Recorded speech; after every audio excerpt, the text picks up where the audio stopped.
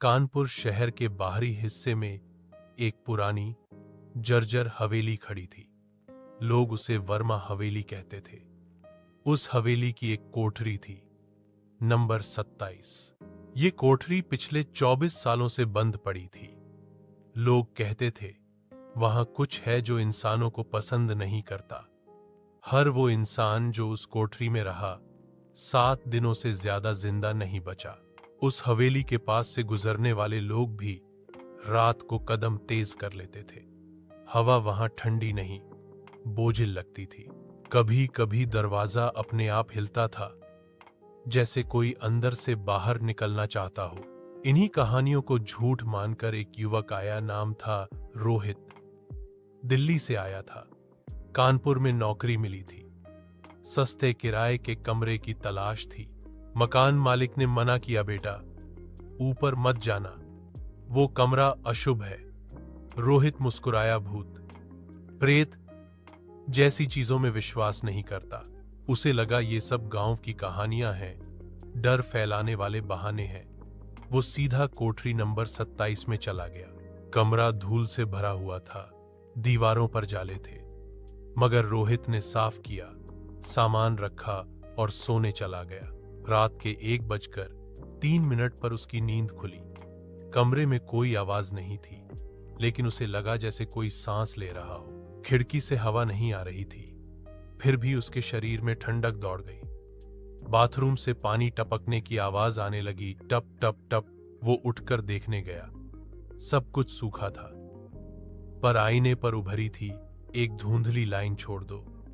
रोहित ने झट से हाथ पोंछा, लाइन मिट गई। अगली सुबह उसने ये बात नीचे रहने वाले शर्मा जी को बताई। शर्मा जी की आंखें फैल गईं, बेटा अब तो तू निशाने पर है। रोहित हैरान था, कौन निशाना? शर्मा जी बोले, उस कोठरी में कभी कमला नाम की लड़की रहती थी। कमला ने खुद को आग लगाकर मार लिया था, पर मरने से पहले वो 7 लोगों को जिंदा जला चुकी थी। अब हर नया किराएदार उस चक्र का हिस्सा बनता है। हर 7वां आदमी मरता है, बिना शोर, बिना आवाज। रोहित ने फिर भी डर को झुठलाया। रात को उसने वीडियो रिकॉर्डिंग चालू कर दी। वो सो गया, कैमरे चलते रहे। सुबह जब उसने वीडियो देखा तो उसके हाथ कांप गए। रात के 3:01 पर दरवाजा अपने आप खुला। एक सफेद साया कमरे में दाखिल हुआ। वो उसकी तरफ बढ़ा और रोहित के चेहरे के पास आकर रुक गया। कैमरे में एक फुसफुसाहट सुनाई दी, तू मेरा 7वां है। रोहित अब डरने लगा था। अगली रात उसने कमरा छोड़ने का फैसला किया, पर दरवाजा अंदर से लॉक हो चुका था, बिना किसी ताले के। दीवारों पर नाम उभरने लगे, रेखा, संतोष, सलीम, भारती, दीपक, रामू और आखिर में रोहित। अब कमरे में बदबू फैलने लगी थी, जैसे कुछ जल रहा हो। तभी वो औरत सामने आई, कमला। उसका चेहरा आधा जला हुआ, आंखें काली और खाली थीं। वो धीरे धीरे उसकी तरफ बढ़ी। उसके पैरों के नीचे कोई यिंग नहीं था। उसने सिर झुकाया और बोली, अब तू कभी नहीं बचेगा। रोहित चीखना चाहता था, लेकिन आवाज नहीं निकली। सुबह मकान मालिक ऊपर आया, दरवाजा टूटा। कमरे में सिर्फ राख थी और दीवार पर लिखा था, 7वां पूरा हुआ।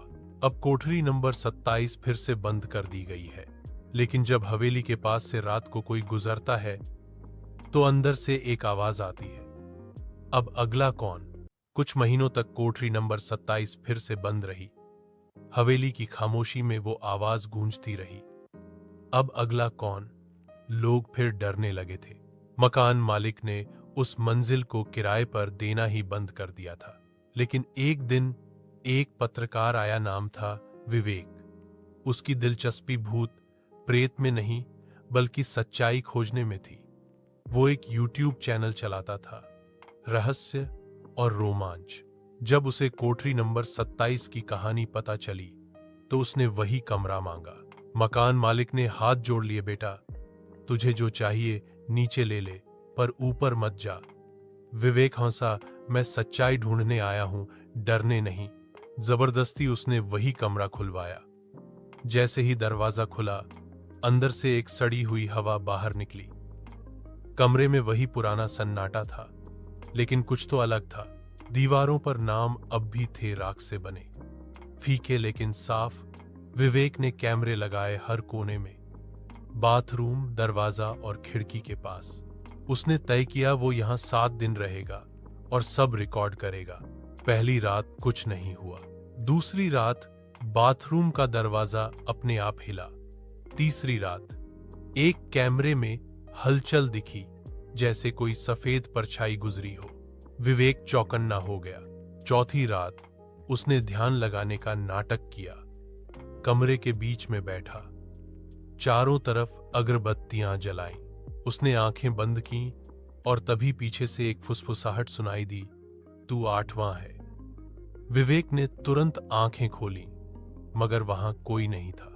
पर कैमरे में रिकॉर्ड हुआ एक औरत आधे जले चेहरे के साथ उसके पीछे झुकी हुई थी। 5वीं रात दीवारों पर खुद ब खुद शब्द बनने लगे, मत रुको। छठे दिन विवेक की हालत बदलने लगी। उसके चेहरे पर थकान नहीं, डर था। वो बार बार अपने होठों पर खून के धब्बे पोंछता, आंखों के नीचे काले घेरे, और मन अजीब बातें करने लगा।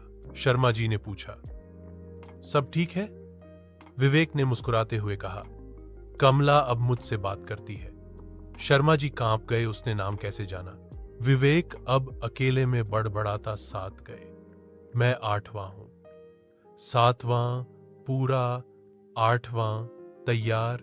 7वें दिन विवेक ने वीडियो लाइव करने की कोशिश की, पर जैसे ही उसने अपलोड पर क्लिक किया, कंप्यूटर बंद हो गया। कमरे की सारी लाइट चली गई। दरवाजा खुद से बंद हुआ और खिड़की के शीशे टूटकर गिर पड़े। दीवारों पर खून से एक वाक्य उभरा, सच्चाई तू नहीं दिखा सकता। कैमरे बंद हो गए, मोबाइल काम करना बंद। विवेक ने चिल्लाना चाहा, मगर गला सूख गया था। एक परछाई कमरे के कोने से उठी, वही औरत, कमला। उसका शरीर हवा में लटक रहा था, आंखें जल रही थीं। उसने कहा, अब तू मेरा है। और फिर सन्नाटा। सुबह मकान मालिक ने कमरे का दरवाजा खुला पाया। कमरे में सिर्फ एक कैमरा पड़ा था, जो जल चुका था, और दीवार पर लिखा था 8वां पूरा हुआ। विवेक का कोई सुराग नहीं मिला, कोई शव नहीं, कोई निशान नहीं। पुलिस ने इसे गायब घोषित कर दिया। लेकिन उसी रात से हवेली में एक नई आवाज गूंजने लगी है। अब आवाज बदल गई है। अब 9वां कौन? यह कहानी यहीं खत्म नहीं होती। आगे का भाग देखने के लिए चैनल को सब्सक्राइब जरूर करें।